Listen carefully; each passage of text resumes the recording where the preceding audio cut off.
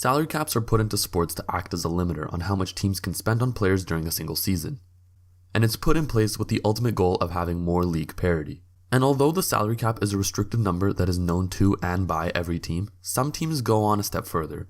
They apply another restriction to themselves, a secondary cap if you will, that states how much of that salary the team can actually spend. For example, if the salary cap was $85 million, an owner could tell his GM to only spend up to $75 million, $10 million less than many other teams. That's why this type of restriction is called an internal cap.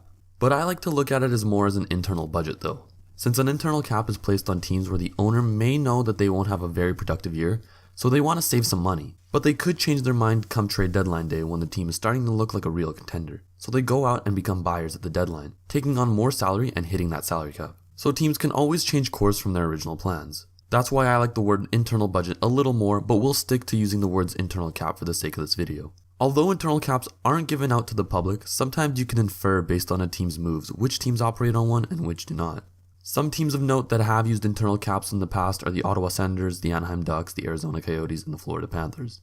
And even though having an internal cap can be seen as a hindrance to the teams that possess them, I decided to look at the bright side and see what positives might potentially come from being restrained from within. Now, I'm not saying an internal cap is great and all, I just want those teams that are potentially under one to have some glimmer of hope, because in a sport as random as hockey, sometimes that's all it takes.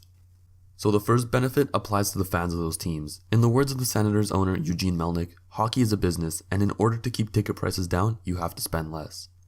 Another $10 million spent here or there can potentially raise the price of tickets by $15, and in some areas, that price difference may be the difference in an arena that's sold out and one that's not. And if the team goes through a nice streak of sellouts, maybe in a couple seasons the team won't be held behind the internal cap.